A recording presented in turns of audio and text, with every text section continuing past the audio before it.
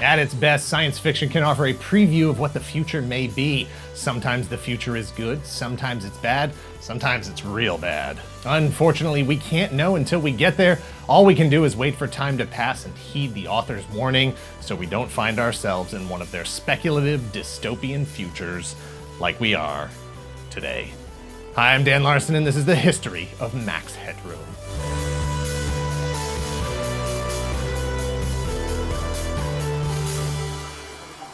In England, let me just push this deal on here. Push it on right here. We're making he's making his American network television debut, folks. Please say hello to Max Headroom, if this is working.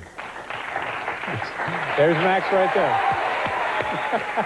Max Headroom is a virtual media personality, a character created by George Stone, Annabelle Jankel, and Rocky Morton. He is portrayed by Matt Frewer and has been featured in multiple films, television shows, and advertising campaigns since his debut in 1985. He was originally conceived as a way to introduce music videos inspired by MTV's explosion of popularity. He was purported to be the world's first computer-generated television host. He was a parody and critique of talk show personalities, news presenters, politicians, and anyone else who excelled at manipulating people's hopes, fears, or consumption habits via TV. And the nuclear powers have just denied rumors that the world's waters are being polluted by nuclear waste. They say that the pollution is being caused not by them, but by all the dead fish we have today in the sea. It all started when producer Peter Wagg was working for Chrysalis Records in the UK. Channel 4, a news station, needed original programming, but they didn't have a lot of money. They were looking for a show that could capitalize on the popularity of music videos in the wake of MTV's arrival on cable television just a few years earlier in 1981. Andy Park, a commissioning editor, contacted Peter and asked if he could put a show together. Music videos, while expensive to produce, weren't very expensive to showcase, but they needed some kind of framing mechanism to string the whole thing together. Peter reached out to prominent animation company Cucumber Studios, founded by Annabelle Jankel and Rocky Morton. They had already been producing hip, cutting-edge, trendy, groundbreaking music videos and TV commercials. He figured, hey, maybe you guys can figure out a way to build a show around stringing a bunch of videos together for like 12 or 13 episodes? Get back to me. Turns out piecing together a series of music videos with animated sequences and some kind of narrative is not as easy as it sounds, and certainly not as easy as having a person just stand there and talk to the camera. Rocky and Annabelle needed some help as well, so Peter brought in science fiction and advertising writer George Stone. Rocky, Annabelle, and George quickly gelled as a team. George came up with the name Max Headroom as a reference to a sky's the limit sort of free your mind, unbound notion of where the show, the animation could go.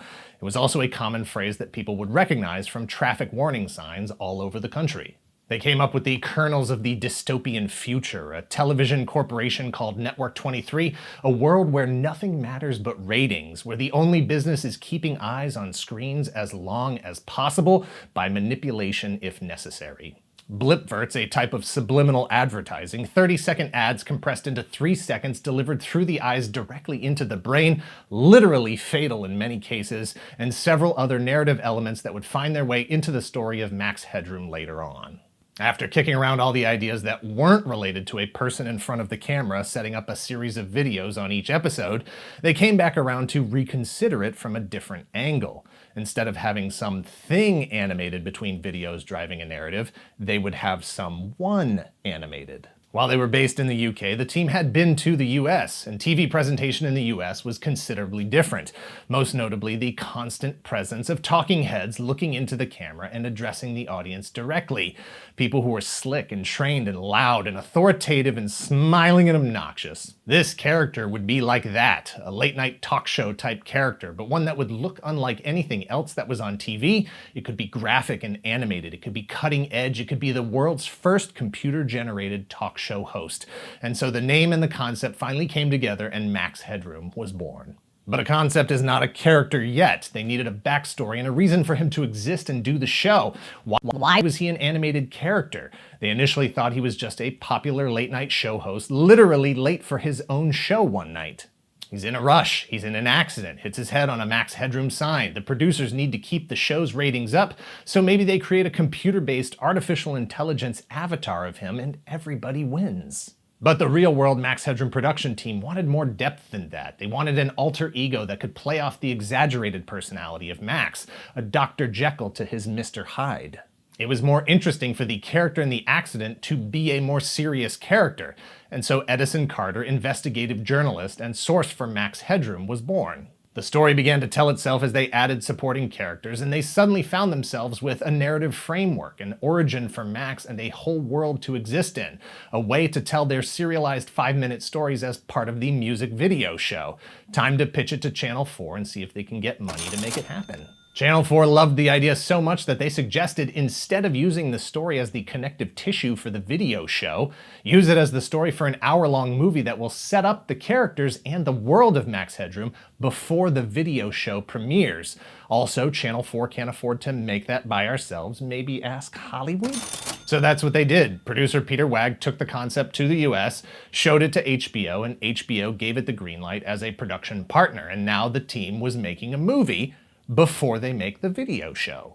The movie would set up the show that they had originally set out to make. They just needed a few more things to put the whole project together. A script and someone to play Max Headroom. A script would begin to emerge once Steve Roberts was added to the team. Steve absorbed the entire concept, and together with Annabelle, Rocky, and George, they found their tone somewhere between the two movies Network and Blade Runner.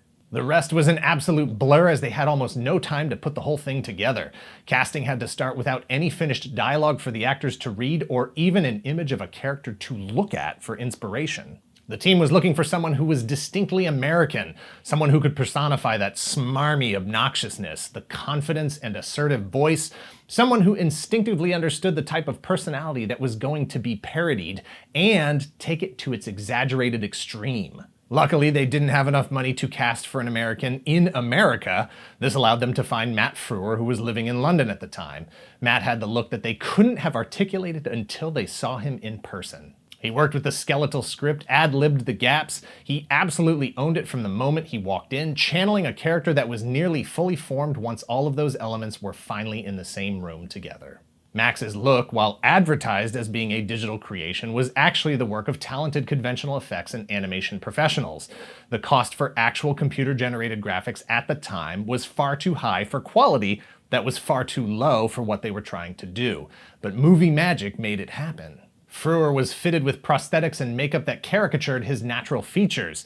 He was lit with a high-contrast single light source and set in front of a series of animated backgrounds that were designed specifically to look as though they were generated by a computer. The editing style, the performance, the sound design, everything came together to create a character that was convincingly real within his digital world.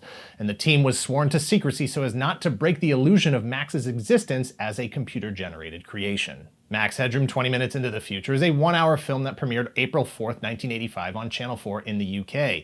It is the origin story for Max Headroom, as well as all of the supporting characters and the world he inhabits, a frighteningly possible very near future at the time. Edison Carter is a television reporter working to expose the systemic corruption and greed of the wealthy corporations, not the least of which are those in the television industry, including his own network, Network 23. Network 23 has created a new condensed commercial delivery technology called blipverts.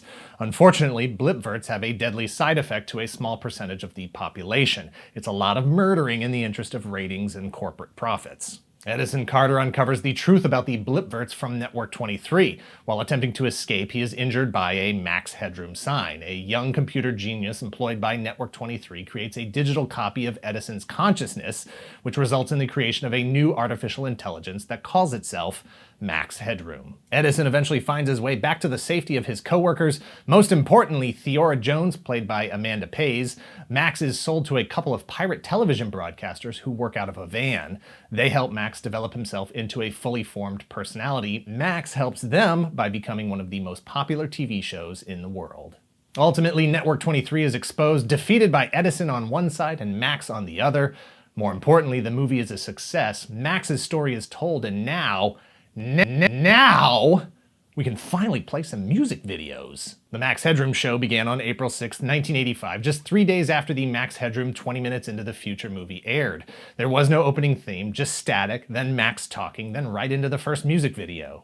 When the show was over, after several breaks and in between music video segments, there was no end credits, just static and then whatever came on after that. And that's how it worked for 13 episodes. It was an instant hit. Ratings in the time slot for Channel 4 doubled. Season 2 mixed segments from the first season with newly produced material. Celebrity interviews were added, and for the first time, the episodes were broadcast in America on Cinemax several months before they aired in the UK.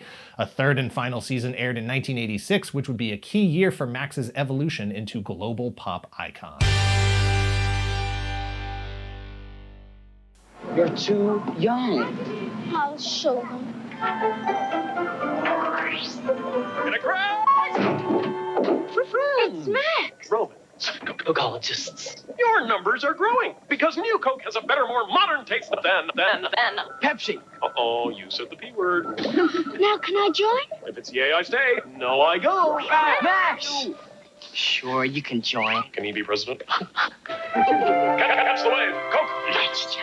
Coca-Cola, one of the primary agitators of the Cola Wars, a soda that had been around for 100 years, decided that the best way to celebrate their anniversary would be to reformulate their beverage. They had lost some market share to Pepsi thanks to Pepsi's Pepsi Challenge, a series of commercials depicting a series of blind taste tests, which, if anything, proved that the two sodas were both overly sweet, caffeinated, brown carbonated drinks that were nearly indistinguishable from each other. Pepsi was also rolling out ads with Michael Jackson and Michael J. Fox. Coke had Bill Cosby.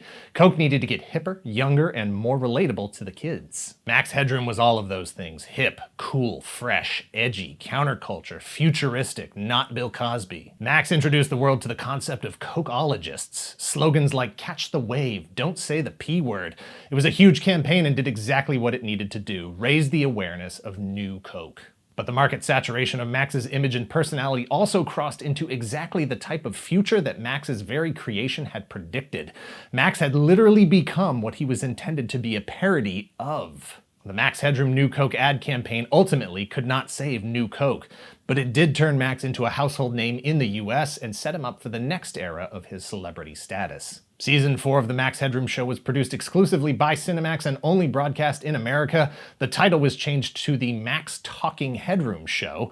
Only 6 episodes were produced, but they aired along with the other Max Headroom show that was being produced for ABC television. From March of 1987 to May of 1988, another show called Max Headroom aired on ABC in the US.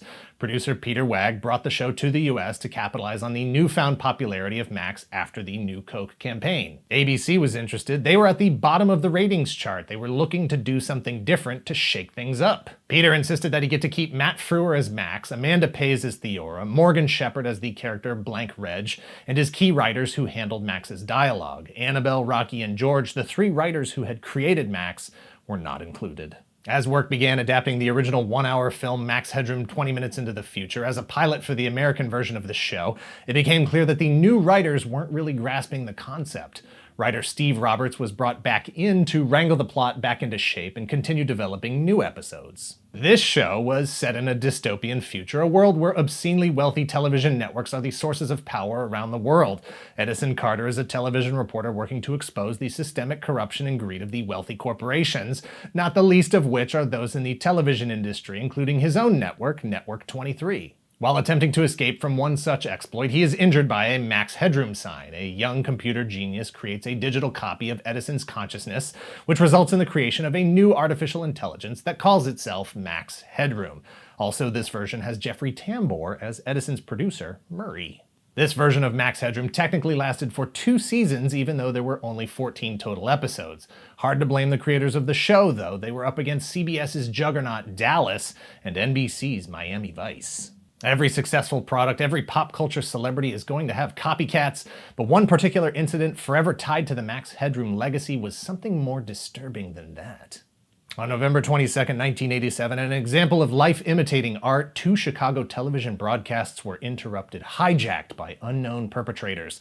On WGN Channel 9 at 9 p.m. for 25 seconds, and then again for about 90 seconds 2 hours later on WTTW Channel 11. Someone wearing a rubber Max Headroom full head mask and sunglasses appeared on screen speaking gibberish about a variety of seemingly disconnected subjects, while behind him a physical piece of corrugated metal rotated in a manner similar to the digital background lines of Max's videos. The interruptions ended with the assailant's exposed hindquarters being struck with a fly swatter, and then, back to the news. To this day, no one has ever been caught, and no one knows who did it. Maybe it was you. Let us know in the comments down below. Max Headroom was an icon, and part of what made him an icon was licensing his face out to everything, everywhere. Talk show appearances, cameos, magazine covers, lunchboxes, parodies, books, music. He even got his own video game in 1986 released by Quicksilva in the UK for the Sinclair ZX Spectrum and Commodore 64. Max Headroom was a very expensive show to make, and not for nothing, but you can't make a show that satirizes the corporations that are funding and airing your show for very long before you succumb to the machine that you sought out to satirize in the first place. Corrupt or not, greedy or not, if you don't make the ratings, your show gets canceled. And God forbid if you're some kind of auteur, inflexible about your creative vision, then yeah, you're going to burn bright, hot, and fast, and that's the story of Max. In 2010, Shout Factory released Max Headroom, the complete series, on DVD. The original UK Channel 4 movie, Max Headroom 20 Minutes into the Future, can be found on Japanese DVD, but it is not included on the 2010 set. That said, thanks to the horrors of modern technology, it can be found on YouTube, but doesn't appear to be streaming anywhere. There was talk about a Max Headroom feature film in 1988 that would have centered on the election process in the US, coinciding with that year's presidential election, but it never happened. Matt Frewer went on to have a successful career in several movie and television roles, including a character on Miami Vice for 2 episodes. He's done voiceover, television, and movie roles ever since. And he's even come back to play Max a few times, including a PSA for Channel 4 in the UK promoting their switch to digital television. Not only does it feature a senior citizen version of Max, but the commercials were directed by Rocky Morton, one of his original creators. Rocky Morton and Annabelle Jankel went on to other projects as well, including at least one other dystopian future. They directed Super Mario Bros. In 1993, starring Bob Hoskins, John Leguizamo, and Dennis Hopper. The Max Headroom signs which inspired the name were replaced at great cost to taxpayers with signs that instead say Max Height. The image of Max Headroom lives on in homage, parodies, lots of pop culture references like Eminem's Rap God video from 2013, and Matt even voiced Max in 2015's movie Pixels. Max Headroom was a science fiction creation and an extrapolation of an emerging cultural and technological trend. He was an exaggeration of some of the worst elements of media reality, sometimes charming, sometimes offensive, fast-talking, loud, obnoxious, manipulative. Have you any idea how successful censorship is on TV? Don't know the answer? Successful, isn't it? He was funny and insightful. He had the ability to expose the gross commercialism, the manipulation that was inherent to a capitalistic society, all the while being a product of it. Max Headroom looked 20 minutes into the future and saw a world controlled, directed by people who own the media. The value was not only in the information being distributed, but by the creation and control of the information itself. It saw a world of poverty for a majority whose only escape from their struggle was the consumption of media, a dangerous and deadly circle that didn't even take into account how much media would, in reality, infect every aspect of every moment of life in the future, today, now. 20 minutes into the future is now. Max Headroom, the character, can be reality. We have the technology to create him. Did you see Gemini Man? Newsflash, 23-year-old Will Smith exists on a Weta digital hard drive. 23-year-old Will Smith is going to be the first self-aware artificial intelligence. Max Headroom can exist for real now, only it wouldn't be parody anymore. Real people, real media personalities already exist that are more outrageous, more cartoonish, and more manipulative. Max Headroom could never be as dangerous as the real things. Max Headroom would have to be reinvented to serve the same cultural role that he did in the 80s. Annabelle Jankel said of Max at the time of his creation, quote, "Max was always a very political, anarchic, satirical character that wanted to comment on the world around him.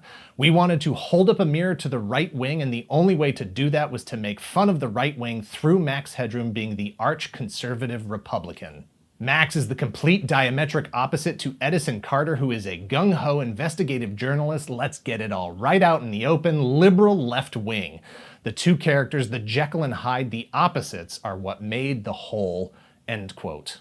If Max were to come back today, if Max were going to be a parody of the worst elements of right-wing conservative Republican media, he would have to be louder, more obnoxious, more outrageous, cruel and insensitive, uncivilized and unsympathetic. To be more realistic than he was in 1985 would be to make him less complex, less refined, less human than he was imagined to be when he convinced the world he was computer-generated.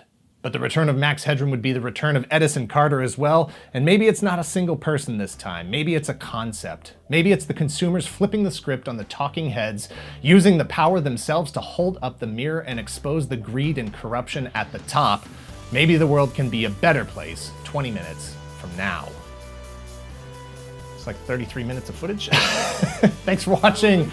Thanks for watching. Please hit like, hit subscribe if you're not already a subscriber. Thank you very much to those of you who already are. If you're in the position to help the channel grow, please visit our Patreon at patreon.com/toygalaxy. Please share this video and let us know in the comments down below what street sign would inspire the name of your computer-generated avatar personality. I would be Bridge Freezes Before Road, which isn't as good as Max Headroom, obviously. It's dumb as hell. Cut.